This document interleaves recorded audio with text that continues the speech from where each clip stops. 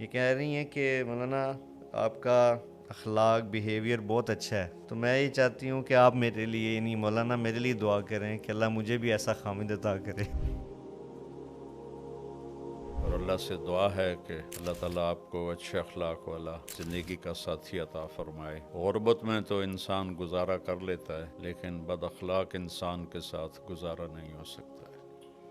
جنید بغدادی رحمۃ اللہ علیہ فرماتے ہیں کہ شرابی کے ساتھ رہ سکتا ہوں، بد اخلاق کے ساتھ نہیں رہ سکتا۔ ان کی بیٹی کا کوئی مسئلہ ہے تو سسرال ہیں، وہ فورس کر رہے ہیں کہ تعویذ لیا جائے، دھاگے باندھے جائیں، تو اس بارے میں آپ گائیڈ کریں کہ مجھے کیا کرنا چاہیے۔ میں نے چند دن پہلے دیکھا کہ پتہ نہیں مرگی کا یا کس چیز کا علاج ہے کہ گدھے کے کھر کاٹ کے گلے میں ڈالو۔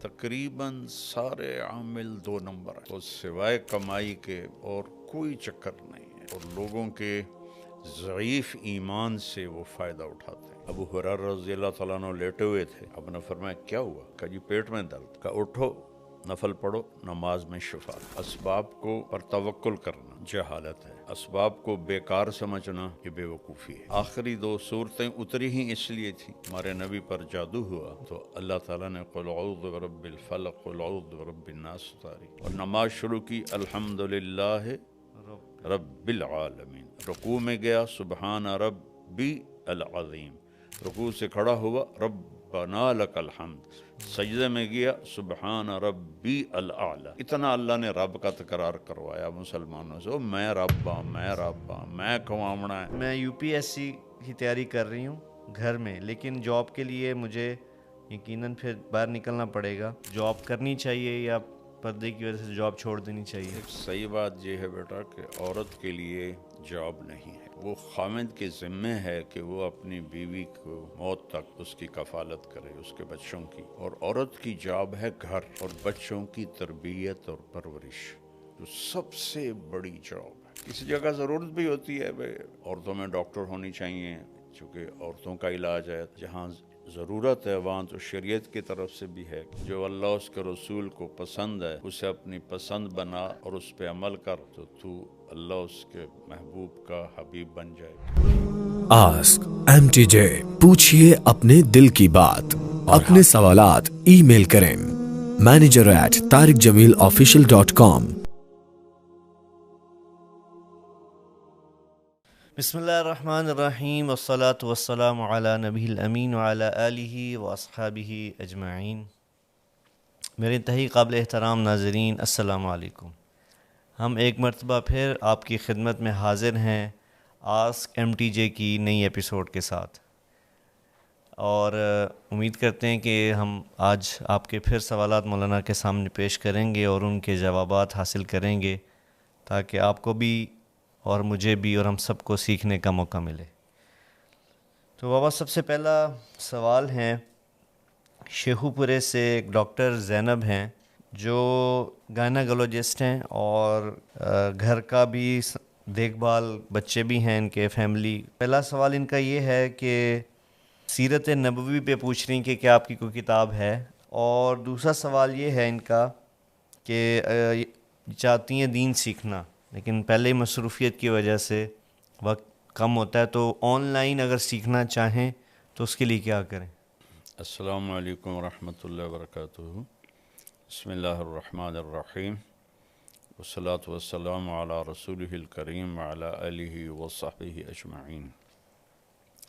میں نے سیرت پر تو کوئی کتاب نہیں لکھی، البتہ میرے سیرت پر جو بیانات ہیں اس کا مجموعہ سیرت النبی کی شکل میں کسی نے چھاپا ہے، اوپر میرا نام لکھ دیا ہے۔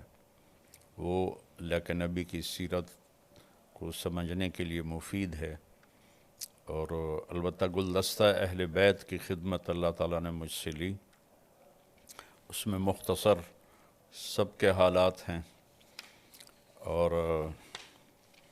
سیرت النبی کی جو بھی کتاب ملے اس سے آپ استفادہ کریں۔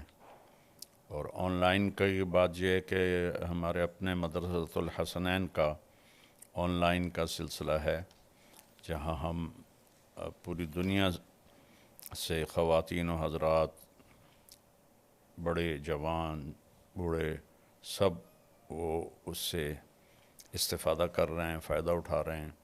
آپ اس کو جوائن کر لیں تو آپ کو اس سے انشاءاللہ فائدہ ہوگا. جزاک اللہ جی. اس میں مزید میں بھی کچھ عرض کرتا چلوں آن لائن کورس کے حوالے سے کہ یہ بڑا منظم اور مرتب کورس ہے. اور اگر آپ ہمارا مولانا کا پیج آپ نے لائک کیا ہوا ہے طارق جمیل آفیشیل، تو اس پر اس کی اناؤنسمنٹس آتی رہتی ہیں.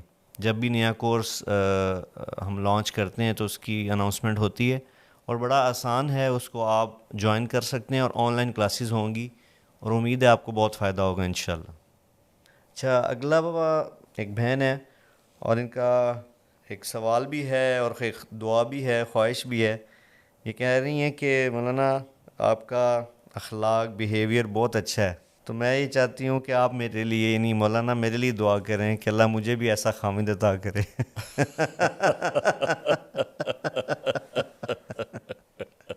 ان کا اچھا جی، نام تمنا ہے جی، اور ان کی تمنا ہے کہ ان کو آپ جیسا خامد ملے اخلاقاً. اللہ کرے میرے اخلاق ایسے ہی ہوں جیسے یہ بیٹی گمان کر رہی ہیں. آمین. اور اللہ سے دعا ہے کہ اللہ تعالیٰ آپ کو اچھے اخلاق والا زندگی کا ساتھی عطا فرمائے. آمین. کہ غربت میں تو انسان گزارا کر لیتا ہے، لیکن بد اخلاق انسان کے ساتھ گزارا نہیں ہو سکتا ہے. جنید بغدادی رحمۃ اللہ علیہ فرماتے ہیں کہ شرابی کے ساتھ رہ سکتا ہوں، بد اخلاق کے ساتھ نہیں رہ سکتا. اللہ.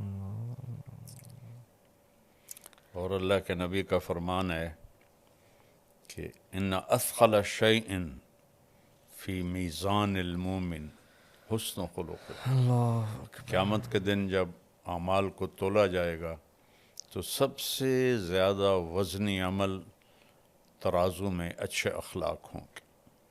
اللہ اکبر. اور پھر آپ نے مردوں کو خاص طور پر فرمایا کہ تم میں سب سے بہترین انسان وہ ہے جو اپنے گھر والوں کے ساتھ بہت ہی اچھا معاملہ کرے.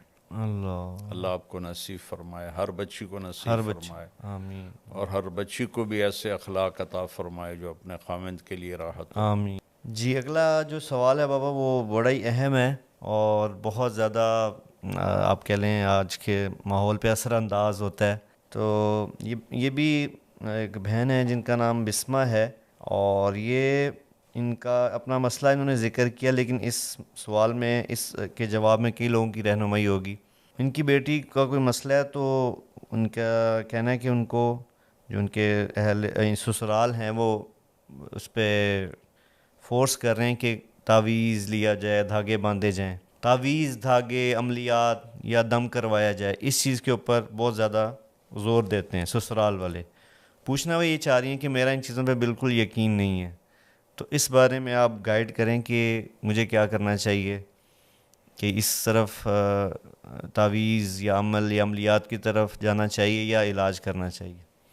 اور یہ آپ دیکھتے بھی ہیں بابا سوشل میڈیا پہ آج کل ایک بھرمار ہے. اس وقت تو سوشل میڈیا پر بھرمار ہے، یہ پڑھ لو، وہ پڑھ لو، یہ کر لو، وہ کر لو. میں نے چند دن پہلے دیکھا کہ پتہ نہیں مرغی کا یا کس چیز کا علاج ہے کہ گدھے کے کھر کاٹ کے گلے میں ڈالو.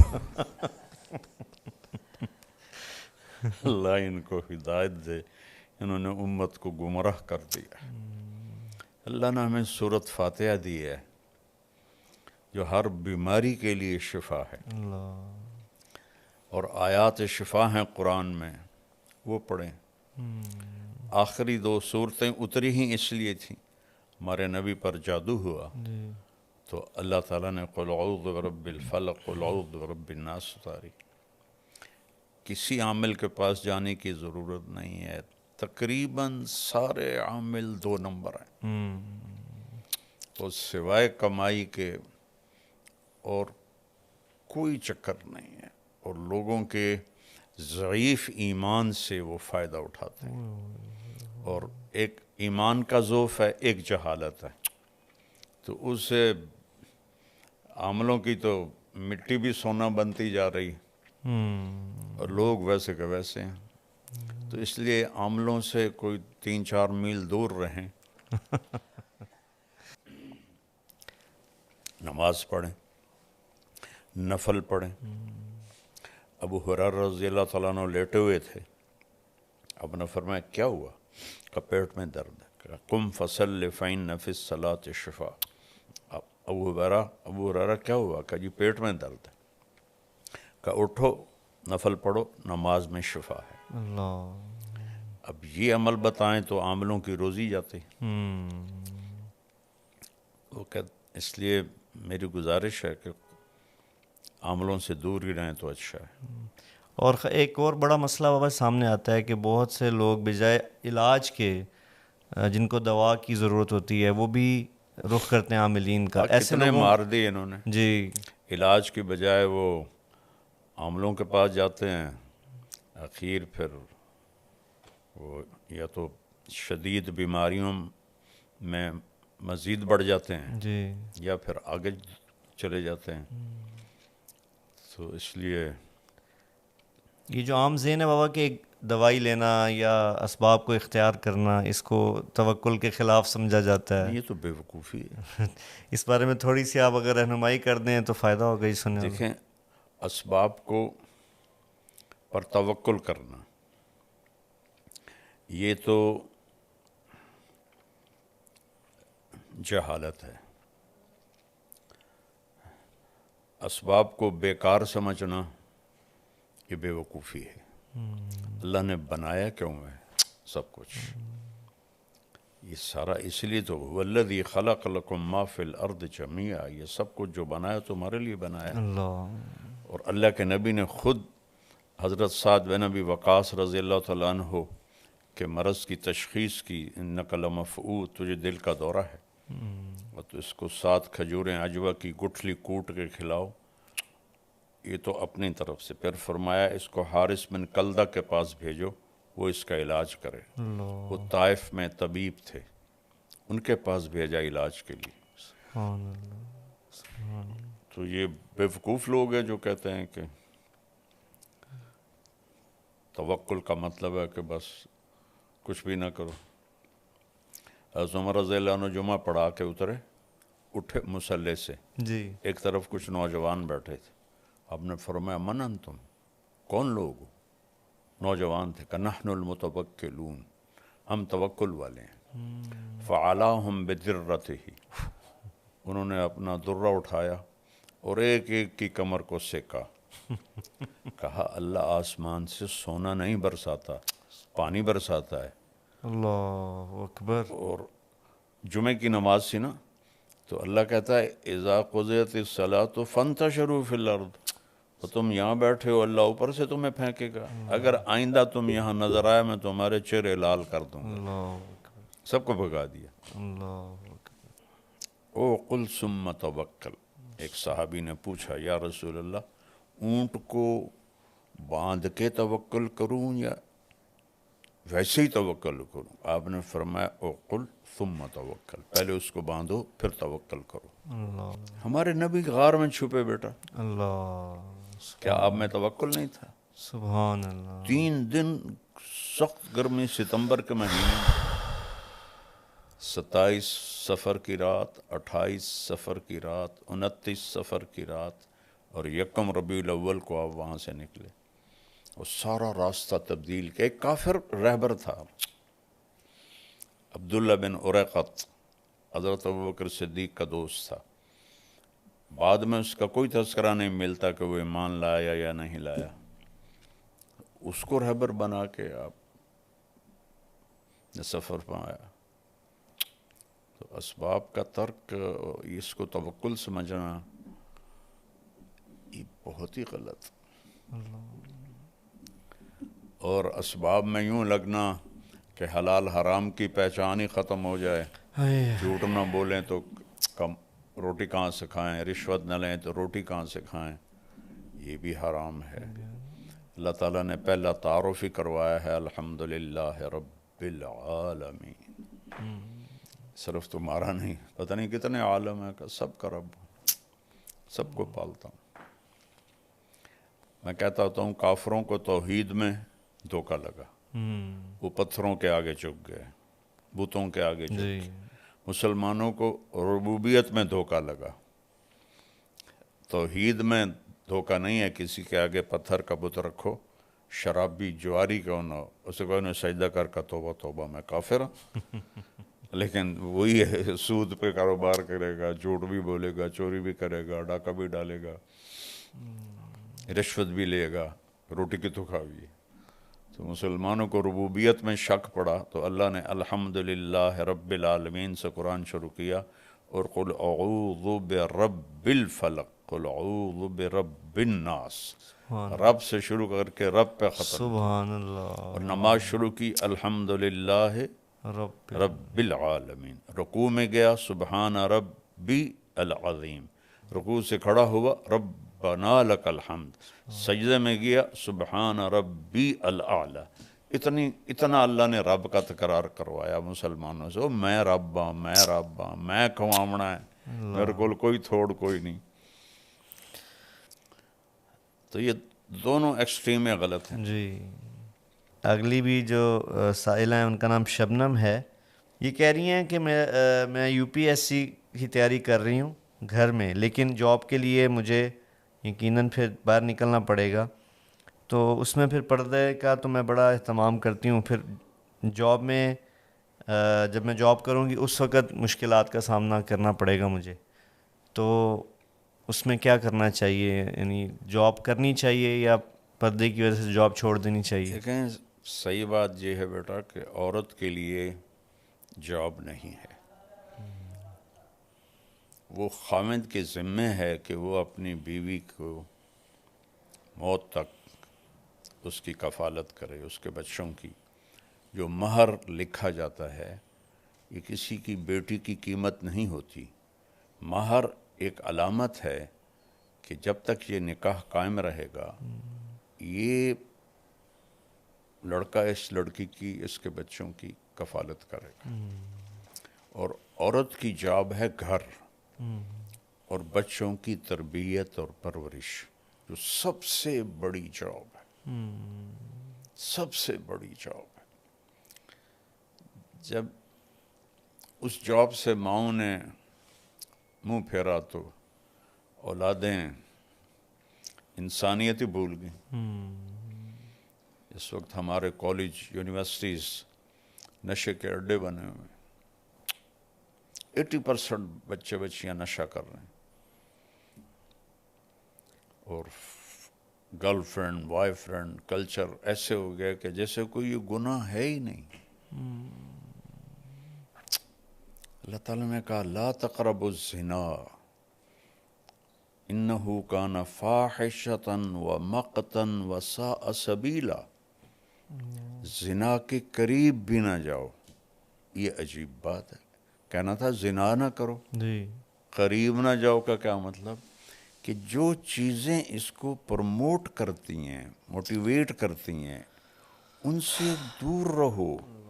اس میں سب سے بڑی چیز آزادانہ ملاپ ہے نوجوان بچے بچیوں کا، مردوں عورتوں کا، جس کو اللہ نے حد بندی سے روکا۔ تو جب وہ ہم نے بیریئر توڑا تو ساری نسل اس پہ لگ گئی اور یہ مسئلہ ہی کوئی نہیں رہ گیا ہے۔ تو اللہ نے کہا یہ بہت بڑی فحاشی ہے، اور مقت کہتے ہیں انتہائی قابل نفرت چیز کو۔ مقتن کا لفظ کفر پہ نہیں بولا اللہ تعالیٰ نے، قابل نفرت تو سب سے زیادہ شرک ہے، جی اللہ نے زنا پہ بولا کہ انتہائی قابل نفرت ہے، وساء سبیلا، بہت غلط راستہ ہے۔ تو ماؤں کا کردار تھا بچے بچیوں کو ٹائم دے کے انہیں ایک اچھا مرد، بچہ اچھی بچی بنانا۔ تو وہ بڑا گھر ہو، بڑی گاڑی ہو، زیادہ پیسے ہوں، چلو دونوں جاب کرو، دونوں کماؤ۔ تو کسی جگہ ضرورت بھی ہوتی ہے بھائی عورتوں میں ڈاکٹر ہونی چاہیے، چونکہ عورتوں کا علاج ہے، اس کے لیے تو جی جہاں ضرورت ہے وہاں تو شریعت کی طرف سے بھی ہے، جی لیکن وہ بھی اب ایکسیس ہو چکا ہے. ایک سیٹ ہوتی ہے اور 1000 اپلیکیشن آئی ہوتی ہیں، اتنی زیادہ ہو گئی. اب میں میڈیکل کالجوں میں کب سے جا رہا ہوں. جی ایک زمانہ ہوتا تھا بس ایک تھوڑی سی جگہ میں لڑکیاں ہوتی تھی، باقی لڑکے. اب 70% میڈیکل کالج میں لڑکیاں ہوتی ہیں، 30% لڑکے ہوتے ہیں. اور یہ 70% کہاں کھپیں گی؟ اتنی جابیں ہیں. تو وہ آخر میں جا کے ہاؤس وائف بن کے بیٹھ جاتی ہیں. کوئی ہوتی ہے جو، تو اس کی ڈیمانڈ تھوڑی ہے، سپلائی زیادہ ہے. زیادہ. بہرحال ضرورت جہاں ہے وہاں شریعت اجازت دیتی، جی لیکن اصل ہے کہ ماں اس لیے ہے، بیوی اس لیے ہے کہ وہ اپنے گھر کو سجائے، اپنے بچوں کو اچھا انسان بنائے. یقین میں جاب سے روکتا نہیں ہوں، جی گھر نہیں چل رہا اور تنگی ہے، پھر عورت کو بھی اجازت ہے کہ وہ خامد کا ساتھ دے اور مل کے گھر کا نظام چلائیں. لیکن صرف سٹیٹس بڑھانے کے لیے جاب کرنا یہ حق تلفی ہے اولاد کی. اچھا، آگے والا بھائی ہیں، ان کا نام ہے ریاست علی. تو ان کا بڑا ایموشنل سا سوال ہے. یہ کہہ رہے ہیں کہ مولانا آپ لوگوں کو اللہ سے ملاتے ہیں، اللہ نے آپ کو ذریعہ بنایا ہے، تو مجھے بھی کچھ ایسا بتا دیں کہ میں بھی اللہ والا ہو جاؤں، اللہ سے مل جاؤں میں. سبحان اللہ. کیا نام ہے اس کا؟ ریاست علی. اچھا، ریاست میاں اللہ آپ کو بہت جزائے خیر دے. بہت اچھا سوال کیا آپ نے. یہی تو زندگی کا مقصد ہے کہ مرنے سے پہلے ہم اللہ کو پالیں اور اللہ کو راضی کر لیں. تو اس میں کوئی مشکل بات ہی کوئی نہیں ہے.